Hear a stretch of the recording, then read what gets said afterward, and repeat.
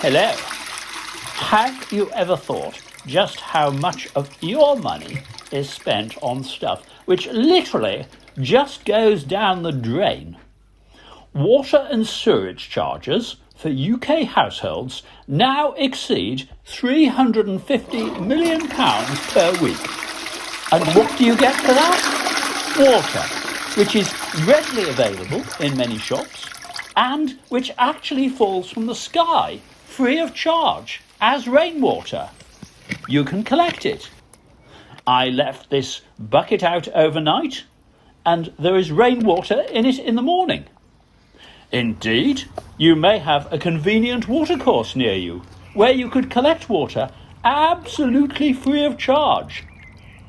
And then there is what goes down the drain. Once it disappears down your plug hole or toilet waste pipe, you have absolutely no control over where your wastewater goes. In fact, your shit will mix with the shit of other people who just happen to live in the same street as you, whom you may have nothing in common with. Take back control of your shit. It is a simple process to disconnect your water and sewage supplies from your water company and take charge of your own water supply.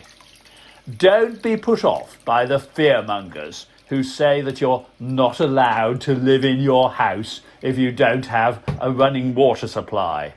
We don't want to be limited by pettifogging bureaucratic controls.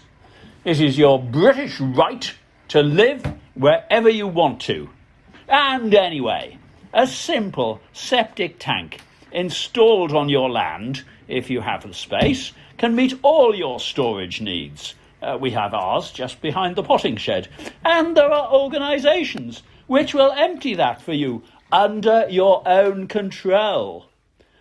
Now just take a look at your water bill and think how much money you could be saving. I'm going to say that figure again.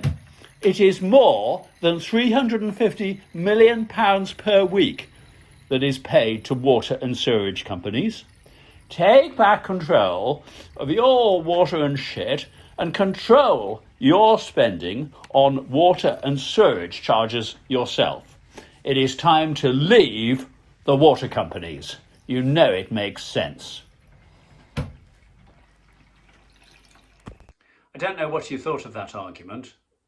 This is Mike Cashman and I'm speaking to you from my toilet, which seems appropriate because I thought it was a shit argument.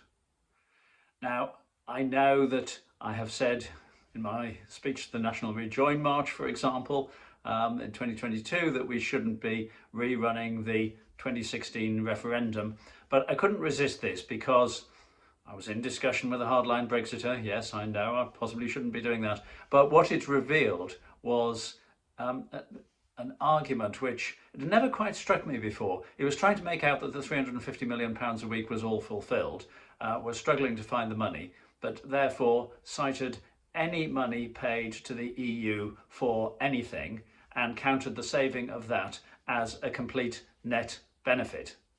And so once I discovered that we were paying between us £350 million a week for water and sewerage, then I couldn't resist the comparison. So the argument has a similar intellectual rigour to the argument to leave the EU. In fact, it's slightly more rigorous because the £350 million per week is actually paid for water and sewerage, unlike the supposed contribution to the EU. But the crucial point is that the argument simply presents all of the reduced payment as a benefit without identifying anything on the other side of the equation. So this is appalling logic or appalling financial planning. What is easy to forget about 2016 is two factors. One, the targeted adverts by Facebook, which allowed mendacious claims to be sent to individuals that could go completely under the radar, such as Turkey is about to join the EU and will have an uncontrolled flow of Iraqi and Syrian migrants coming in. But secondly, the degree of barefaced lying, which we may have got used to subsequently with Trump and Johnson. But while I don't say that every politician was absolutely honest before 2016, Boris Johnson as a journalist was so economical with the truth that he scarcely needed to apply any. But in my view, the UK as a whole was not prepared for the scale of deception, as admitted by Dominic Cummings, for example, that was practiced on it in 2016. I understand that people valued the NHS, thought they were genuinely being offered the opportunity to make a significant difference to the NHS and voted accordingly. So, are you convinced now that it's right to take back control of this shit, to ditch Brexit, to look to rejoin the EU?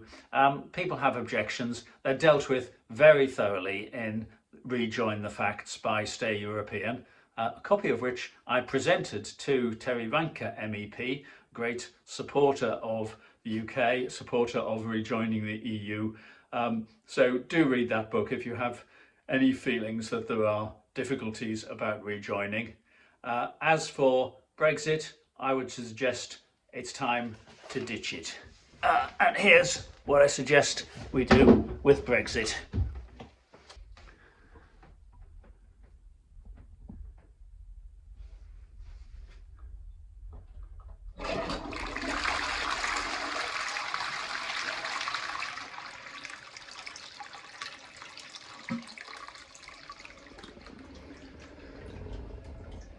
Bye bye Brexit. Let's rejoin the EU.